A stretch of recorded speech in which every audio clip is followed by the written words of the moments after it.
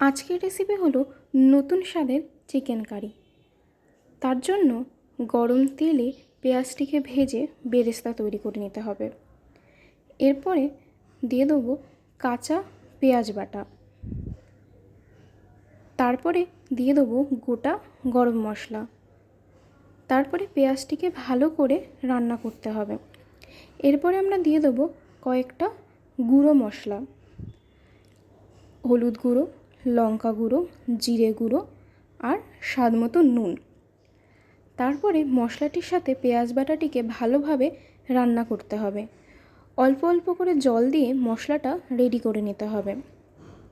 এরপরে দিয়ে দেবো সামান্য আদা বাটা আর রসুন বাটা। মশলাটিকে আবার কষতে হবে। মশলাটি ততক্ষণ কষতে হবে যতক্ষণ না তেল বেরিয়ে যাচ্ছে। এরপর আমরা দিয়ে দেবো মাংসের টুকরোগুলো। তারপরে মাংসের সাথে মশলাটিকে ভালোভাবে রান্না করতে হবে। সামান্য জল দিয়ে মাংসটিকে আবারও কষতে হবে।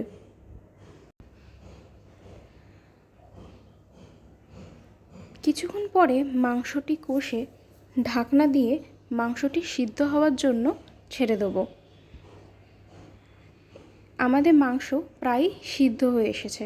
এরপরে দিয়ে দিলাম বেরেস্তা বাটা। তারপরে মশলাটিকে আবার ভালোভাবে কষতে হবে।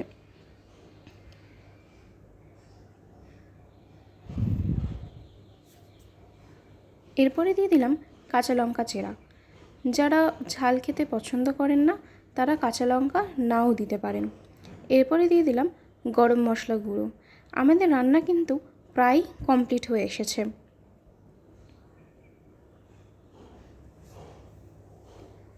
তাহলে আমাদের রান্না একেবারেই কমপ্লিট হয়ে গেছে। তাহলে এইভাবেই কিন্তু খুব সহজে সামান্য উপকরণ দিয়েই কিন্তু একদম নতুন স্বাদের একটা চিকেন কারি তৈরি করে নিতে পারেন। ধন্যবাদ। এরকম আরও রেসিপি পাওয়ার জন্য বং খাওয়া দাওয়াকে সাবস্ক্রাইব